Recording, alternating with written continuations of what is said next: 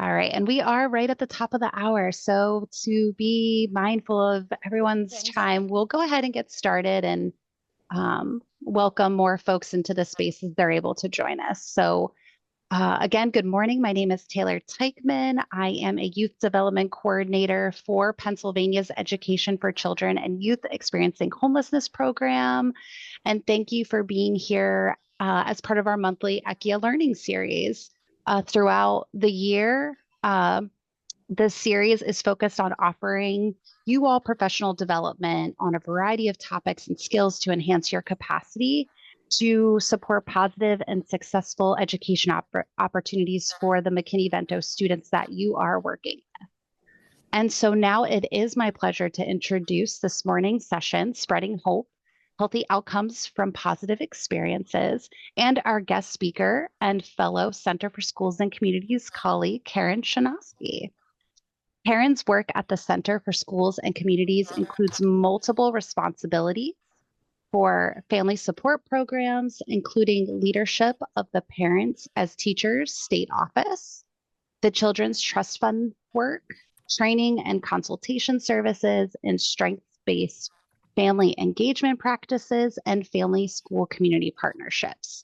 She serves on Childhood Begins at Home campaign, the PA Family Support Committee, the Family Center Network, Strengthening Families Leadership Team, and has also served on the National Board of Parents as Teachers. So good morning, Karen. Thank you so much for joining us. We are very much looking forward to learning more about positive childhood experiences with you. Good morning. Good morning, everybody. I'm really excited to be with you today and talk with you about hope and about positive experiences. By taking the time to learn about hope, you're becoming part of a movement that seeks to change the way professionals who interface with children and families deliver the care that we do or the services that we do. What we're going to be talking about seeks active engagement with families and works to avoid perpetuating racism and other forms that produce lack of access to services. So the title is Hope, Healthy Outcomes from Positive Experiences. But I have to tell you that we're going to do some stage setting and framing before we get to hope itself. So I think this, and I look forward to, if you have any questions throughout the presentation, just let us know.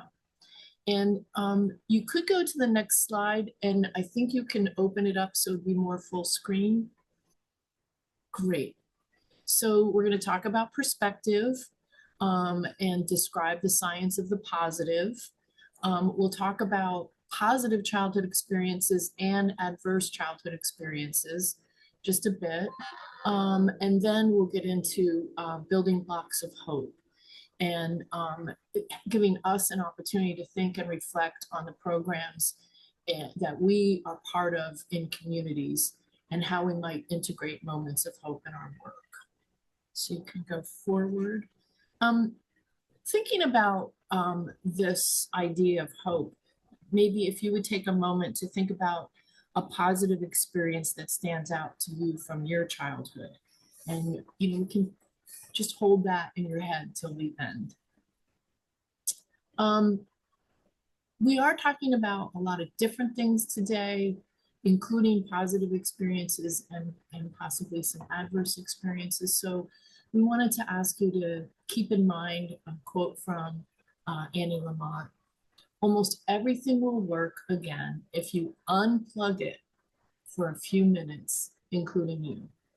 So that's to say, if something comes up for you that is making you uncomfortable, or you just need a minute, please just take a minute and then come back as soon as you feel like you're ready. Be in touch with yourself and be comfortable taking that moment for yourself. So you can go forward. So we're, as I said, talk a little bit about perspective.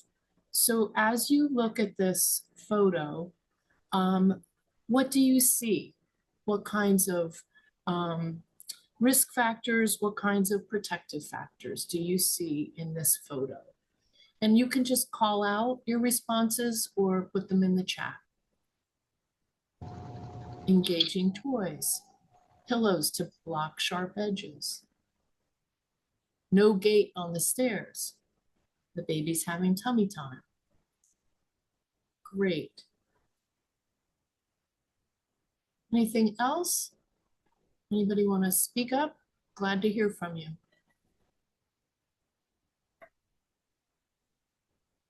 Doing the best they can with what they have. That's great. It's a busy family, yes. I won't deny my living room looking like that.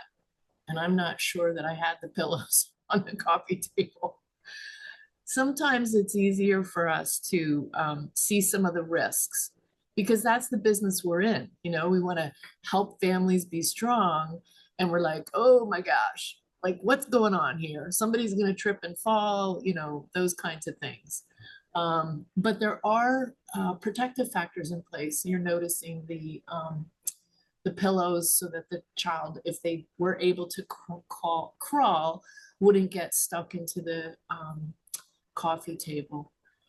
Lots of toys that are appropriate, focused on the child. So great. I'm really glad we're starting out with a pretty positive view of things. We're going to move to the next slide just as a recap, and you might have to toggle through. I'm guessing some of you have heard about this. Type 1 thinking is very fast. It's like the first thing that comes to mind, like, oh my gosh, what a mess. You don't take time to like really analyze anything. And, you know, despite our efforts, it can include implicit bias. Like those first thoughts can be, you know, dragging things from the past that do create bias.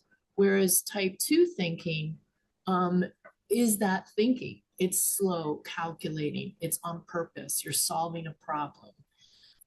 You're approaching something novel and trying not to just have that first reaction, but in fact, let me look at this.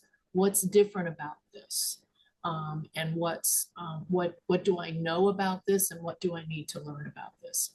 And so in working in this arena of creating positive experiences, we really advocate this type 2 thinking. So can go forward. Hope builds on the recent exploration in strength-based approaches. I don't know, maybe some of you are familiar with Strengthening Families Protective Factors framework. That work's actually been out for maybe 12 or 15 years, but it encourages us to think about how to support families building protective factors in their own lives, things like resilience and social connections and understanding child development and how to access services, understanding their child's social emotional development and contributing to it. There are other ways that as a family support field, as an education field, we've been looking at ways to use strength-based approaches. The developers of Hope have a vision that our vision is a world that recognizes, honors, and fosters positive experiences because they're fundamental to people's health and well-being. And so in thinking about hope, hope is grounded on the core assumption of the science of the positive from Jeff Linkenbach at the Montana Institute, which states that the positive exists, it's real and worth growing. And here's what I want to know. You can raise your hand if you'd like. You can chat if you'd like. Who ever heard of science of the positive? Did you ever hear of that before? No. I was like, what? Science of the positive? Like, that sounds a little ludicrous, but seriously, there is research and there's work about how positive experiences impact our lives. And some of the things that are learned is that positive experiences promote child's health and well-being. allow children to form relationships and connections. Positive experiences help cultivate self-image and self-worth. They bring a sense of belonging, and they build skills that promote resilience, one of those protective factors that I mentioned. And yet you can go forward, and yet many, many, many systems focus on the negative. So I remember my first social work course, you're supposed to ask, what brings you here today? What's your problem? Like, oh my gosh, now I would never think of saying that to somebody. But our systems are designed to help people resolve issues. And so we often start with the negative. Addressing problems and deficits is important. We need to be thinking about where there are risks, how can we help ameliorate them, but it would be a mistake to overlook positive experiences that prevent, mitigate, and support healing from childhood trauma. And so things like screening tools, again, that may codify implicit bias, create a presumption of deficits. And so we're hoping that as we learn more about hope and as programs begin implementing these foundational tools, that people will be identified by their strengths as well as the challenges they face. So you can move forward. And this will advance one slide, one thing at a time. So giving equal attention to the positive allows us to, let's just bring up the first one, provide unbiased, empathetic care. Does anybody else have experience that would tell them what giving equal attention to the positive allows us to do? You can call it out or say something in the chat. How about the next one, strength-based? Thank you, yes. So keeping our actions free from unfair blame or judgment. What does that do? Build a strong rapport with families, exactly. This is the next idea here. Building trust between the folks we work with, their communities, and us as practitioners. And then the last idea here is help families and communities use their strengths to increase their own well-being. So let's get into these positive experiences. Success builds success. Thank you so much. Yes. So the next slide talks to us about developing these positive experiences. And what happened is that these folks from the Science of the Positive and some folks at Tufts did some work around to better understand how positive experiences really correlated with adult health. And so in 2015, which is now 10 years ago, this team of folks added some questions to something called the Behavioral Risk Factor Surveillance System Survey. And just to shorten this up, I'm going to call it BRFIS. So when I say that odd term, you'll understand. It's a national survey, and most states actually, they call people up. I don't know how it's changing with technology, but the way that this survey has been done for years is people get a random call and they get asked these questions about their lives. So this team in 2015 was able to add 7 questions about different types of positive experiences to that BRFIS.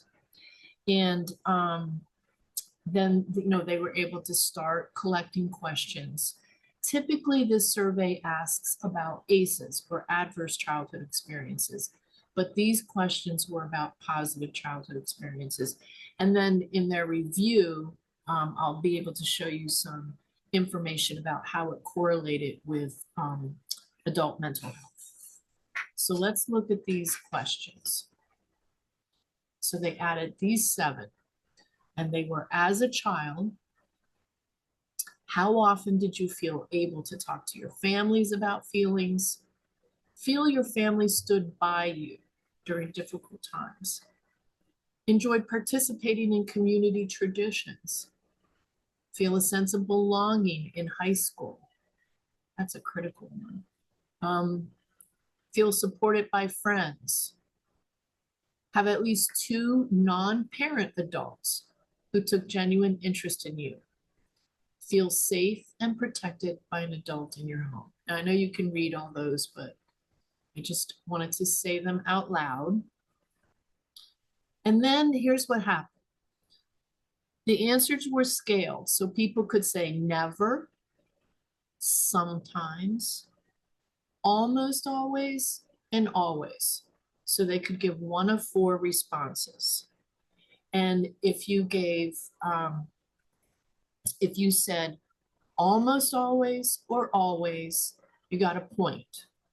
So you could get up to 7 points, right? You might only get 2 points, but you could get up to 7. So let's take a look at what their correlations told them. That would be the next, so that's the next slide. What we found was astonishing. The positive childhood experiences protect adult mental health in a dose-dependent way. So a lot of these people are in the medical field, so I think that's why they use the word dose. But if people reported none, no positive experiences, 1 or 2, about 50% of the general population, 51%, reported that they had good mental health. Whereas when they had 3 to 5 positive experiences, about 75% of the people reported good mental health. And when people were reporting 6 to 7 positive childhood experiences, 87% were talking about good mental health. So their thought was that these positive experiences protect adult mental health.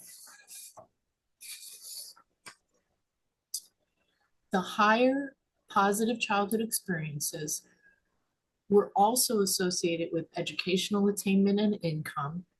So it's hard to see the key, but if you had 1 or 2 positive experiences, that's in the blue. If you had 3 to 5 positive experiences, that's orange. And if you had 6 to 7 positive experiences, that's the gray. So you can see that in all the categories, income over $50,000, the gray reached over 60%. In terms of a college degree, closer to 70%. In terms of employment, under, more like 54%. But still, you can see the gap with those with the most positive experiences are also having probably the most positive experiences as adults. So let's look at a couple other, so they kept adding states to this positive childhood experience. They were able to get more states to ask these 7 questions.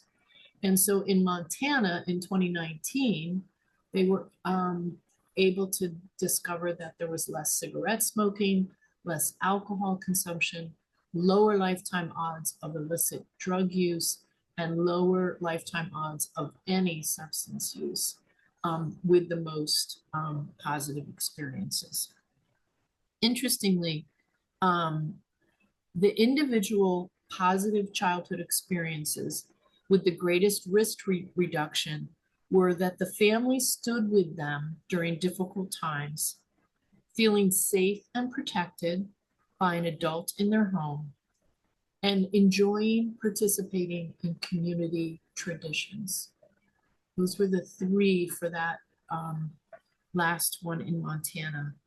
And the feeling safe and protected by an adult in the home had the largest impact on alcohol use.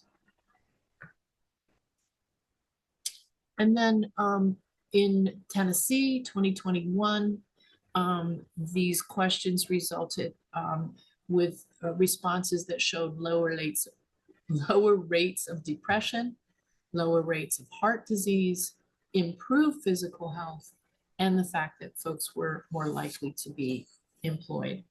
And the last study I'll show you is kind of interesting. You could go to the next page.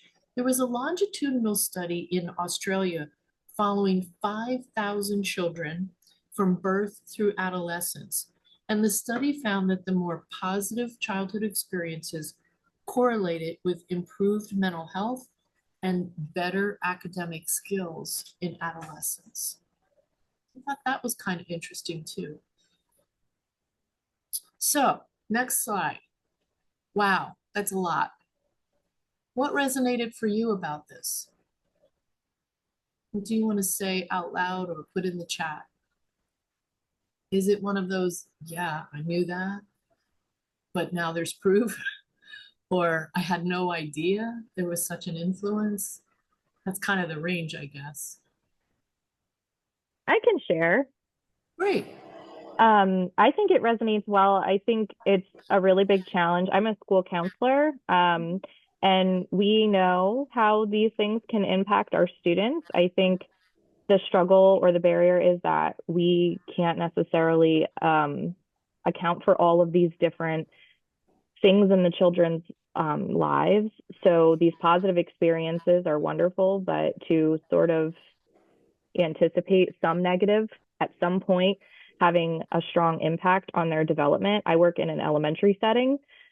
So we start focusing on these things at an early age and try to support the student there, but sometimes those things aren't caught and then catch up to them later. So just being able to really identify supports that students are going to need to have that academic success when we sort of know that anything, whether it's divorce or substance use in a family or something simple, just as that lack of connective support from a parent in the home that helps build that security that leads to that academic success or personal success in life, just being ready to support them and anticipate the struggles that they might face later in education specifically for us. Great. Thanks, Melissa, for sharing. I really appreciate that. A couple other people shared that, this gave them more about protective factors, the importance of having the two adults who are non-parents who care about you.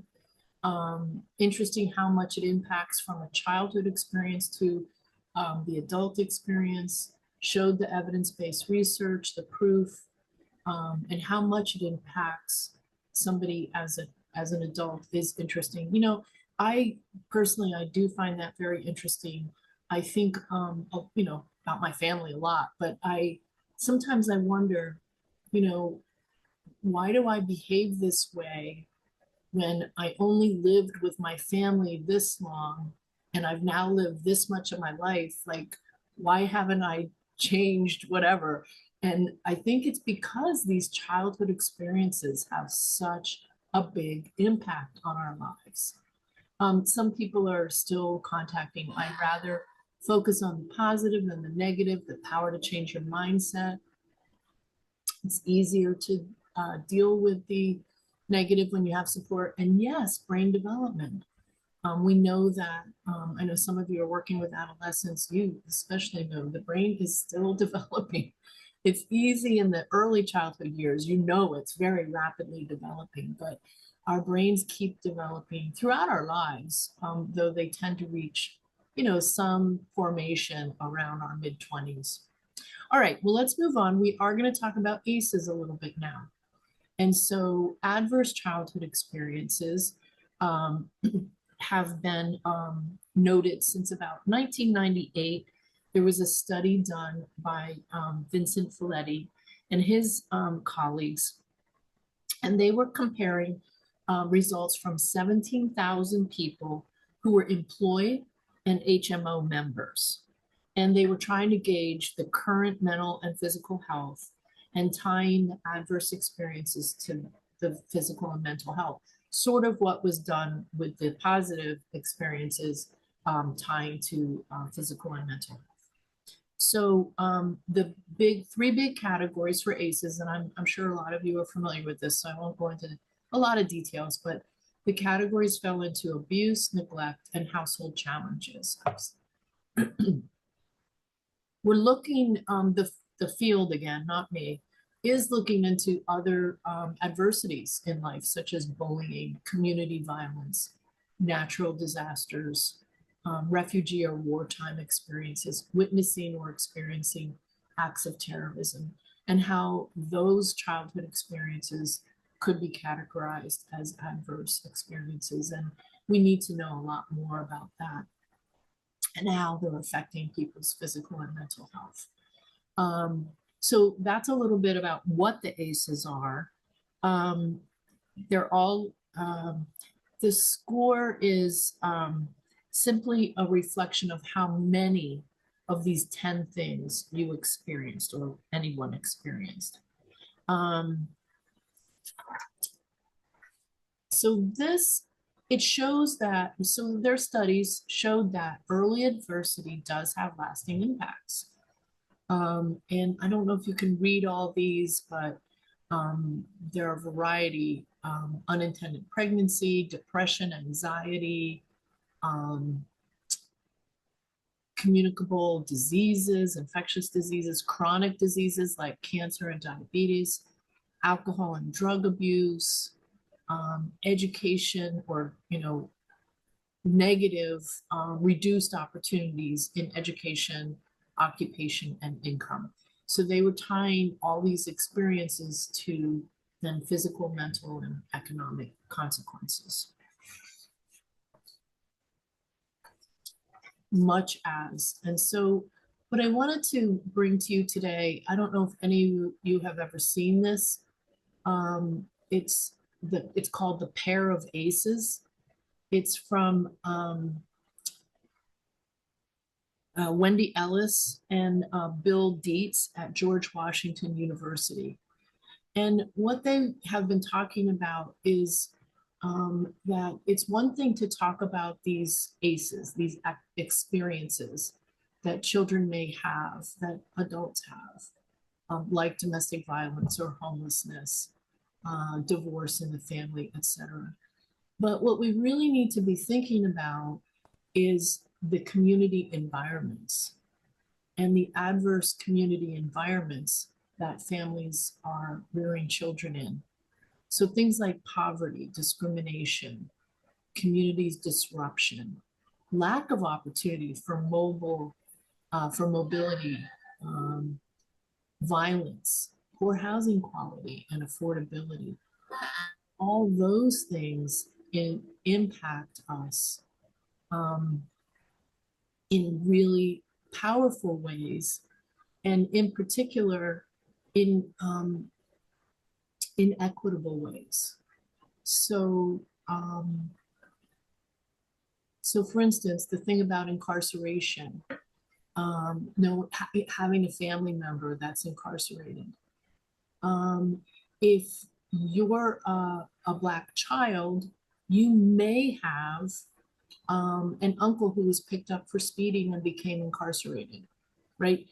Because of some of the practices of police in our communities of over identifying non-white people for crimes. So, that's just one example, but it shows that the adverse experiences are not just a result of a family and that, unit, but that they are part of our community environments. Someone said, I find that sometimes children suppress childhood traumas, but it doesn't come out until they're adults. Yes, I think that happens a lot. So I need to check my time here. Okay, so another wow, that's a lot of information. Again, many of you probably have heard of or are familiar with ACEs, maybe even use ACEs in your work. And while, again, back to the beginning, the practices that we use in sort of looking for negative could be replaced with looking for positives. So if there are negatives, what are the positives that will help ameliorate that? Anyway, what are some of your thoughts about how these ACEs and how this community environment that can be contributing to ACEs in individual lives.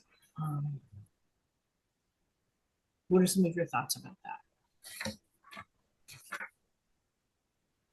The community environment can influence people for better or for worse. Absolutely. All right, well, let's move on. And here's what's really interesting and why I'm talking about hope with you. The positive childhood experiences, some of these studies have demonstrated that they reduce the effects of ACEs. So looking at people who had 4 or more ACEs, reported having 4 or more ACEs, those who reported having 0, 1, or 2 positive childhood experiences were reporting that they had depression. Around 60% of the people with 4 ACEs and 0, 1, or 2 positive child experiences reported, 60% of them reported depression or poor mental health. Whereas folks with 4 ACEs and 3, 4, or 5 PCEs, less than 40% reported depression or poor mental health. And when people with 4 ACEs reported 6 or 7 PCEs, they were about 21% of those people reported depression or poor mental health. So you can see that the more positive experiences a person has, it can reduce the effect of the negative or the adverse experiences. So let's go to the next slide. Research indicates that the absence of positive childhood experiences may be more damaging to the long-term health outcomes than the presence of ACEs. I'd be interested in your thoughts about that. Okay, well, I'll let you continue to think about that. Multiple research articles report that the absence of PACEs do result in more dramatic negative shifts in adult health than the presence of ACEs.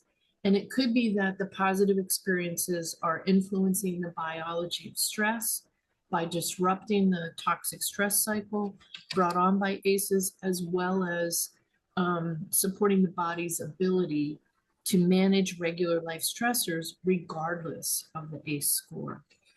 And there are several studies that support that, that you could, I can share with Taylor, and you can get that in. So while we can't stop ACEs, much as what Melissa reported, we can promote PACEs. And for me, this is about using our work, our role in families' lives to create opportunities for PACEs to grow. Understanding that these positive childhood experiences do take place within families and within communities. And I'm sorry, there are a couple notes here I want to make sure are acknowledged.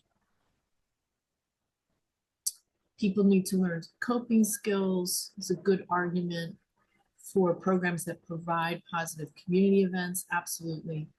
Build positive childhood experiences into the school environment. Non-parents can be the adults who care. Absolutely, all of those things. Thank you, everyone, for sharing. So finally, half hour into our presentation, we're going to talk a little bit more about these 4 building blocks of hope and get into some opportunity for you to be thinking about and talking about how they make sense for the work, for the families that you're doing, the communities you're in, and the work that you do. So the HOPE framework consists of these 4 building blocks. And these building blocks were pulled together by Dr. Harper, Cheryl Harper Brown, and Dr. Bob Sagi. They distilled key themes from a variety of publications, research documents, and so on. And so they describe ways that we can help create more positive childhood experiences, looking at those core things that mattered the most in terms of positive childhood experiences having an impact on ACEs or having an impact in an adult's life. So let's look at relationships.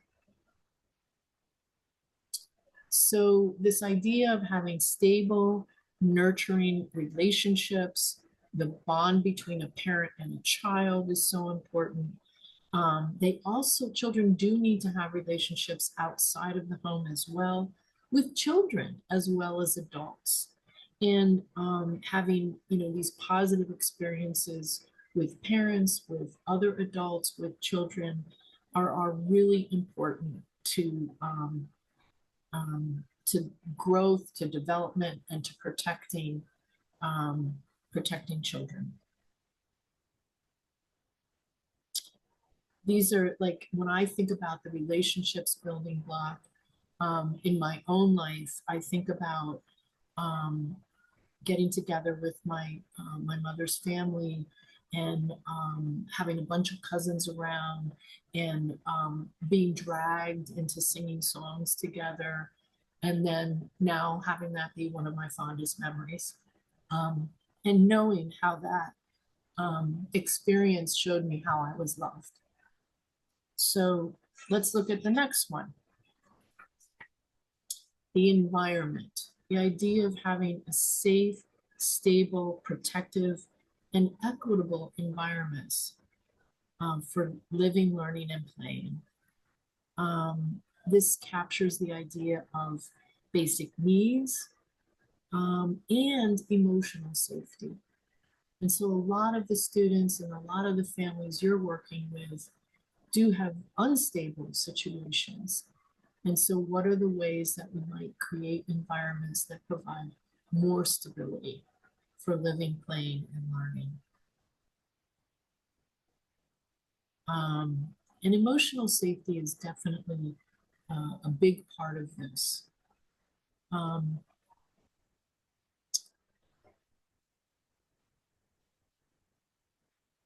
So let's move on to talk about the next one.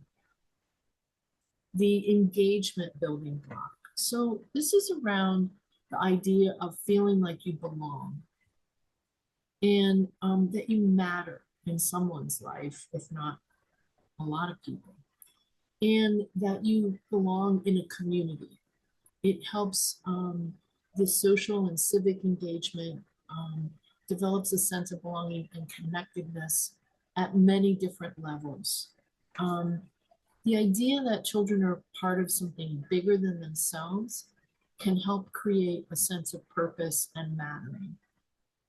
Are there some things that you can see that young people might do that would create this sense of engagement, sense of belonging and connectedness? So what if they were part of the debate team? What if they were part of sports teams? Scouts, thank you, Carrie, extracurricular groups, local sports, music activities, all these things. Absolutely. Evening programs for families. Right. You're really on it. That's great. That idea of purpose, volunteering, especially for people that are in vulnerable situations and, feel like they're taking a hand out, to be able to give that hand out, to be able to give back to the community definitely creates a sense of purpose and a sense of mattering in life.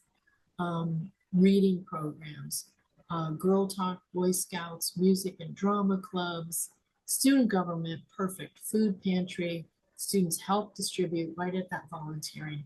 So that's great, thank you. And then the fourth building block is emotional growth.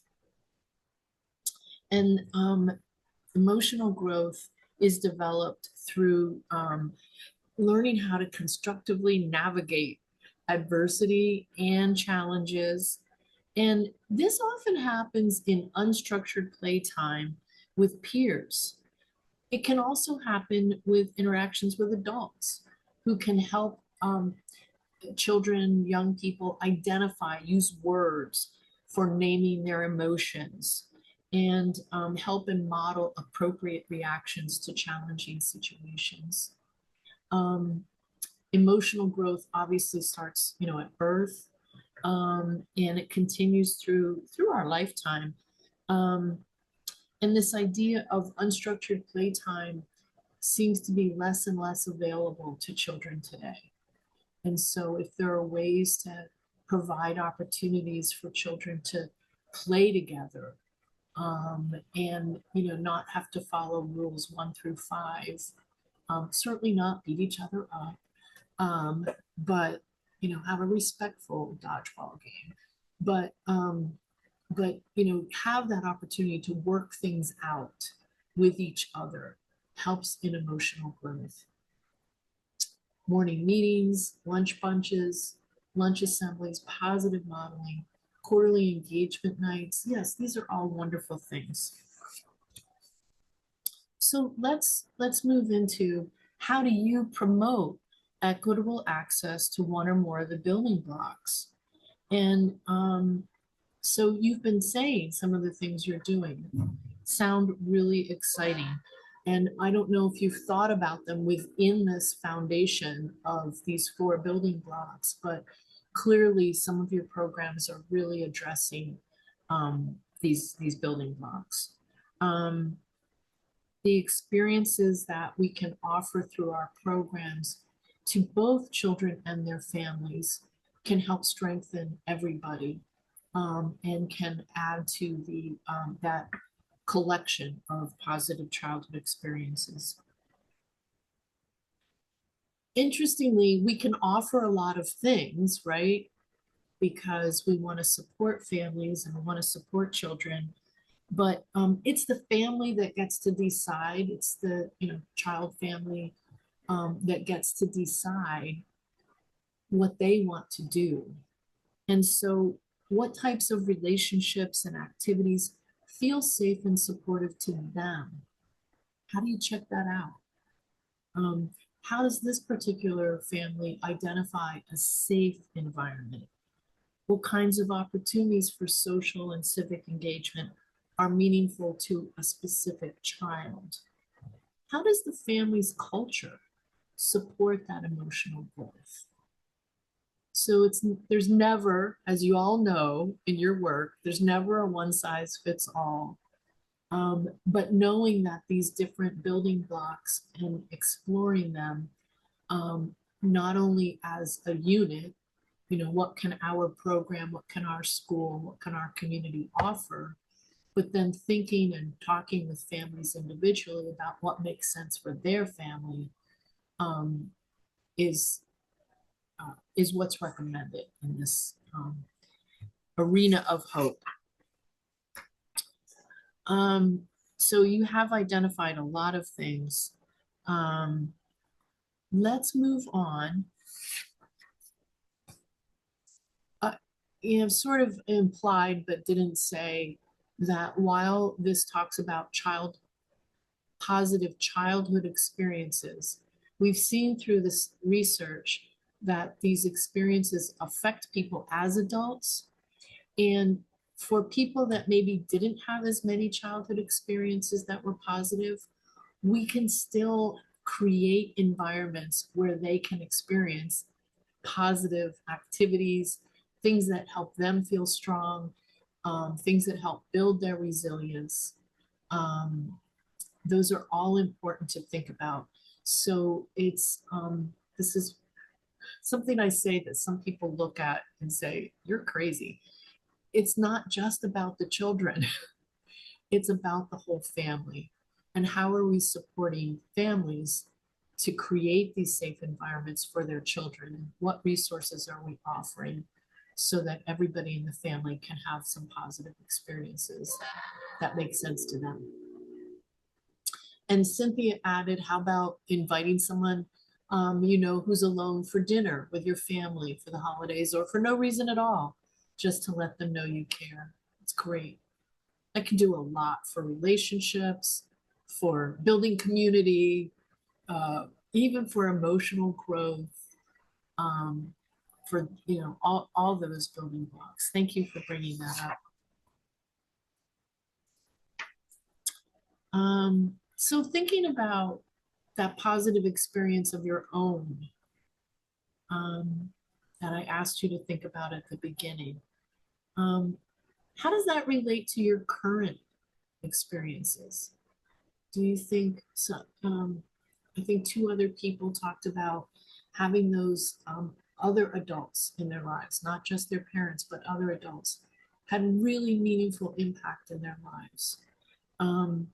When you're thinking about a positive experience that you had in your childhood, how do you think that relates to your current status? Please feel free to share and feel free to keep it to yourself. But I'll just give you a few moments. Okay, let's move on.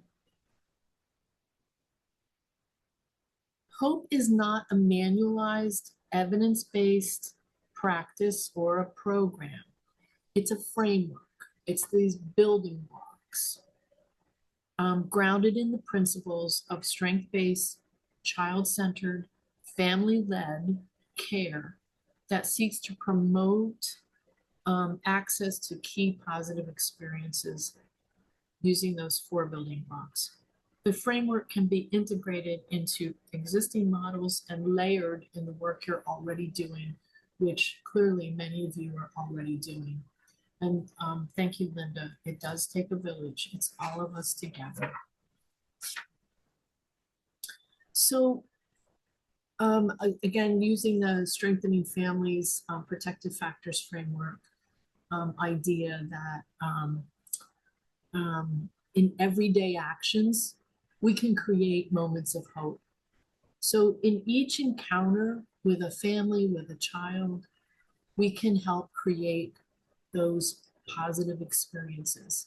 We can do it during intake and assessments. We can look at what our assessments are. Are they only deficit-based? Or are they balanced with questions and observations about strengths? Are those strengths shared with families, as well as some of the challenges? How do we share referrals or help make community resources available to families? When we're creating or revising our policies, how are we thinking about this, this framework? How are we building in the idea that we want to create positive experiences for children and their families? And the same for when we're designing programming.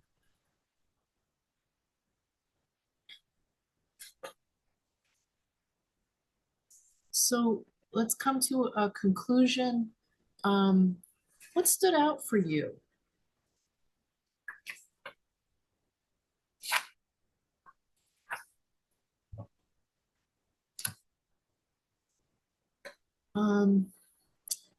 Someone in the chat, John, is saying, I can recall positive experiences with my family and extended family.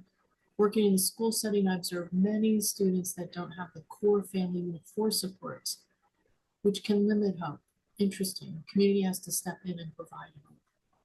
And again, as long as it's connected with family or caregivers, I think that makes a lot of sense. That's what we're encouraging you to do, to think about those building blocks.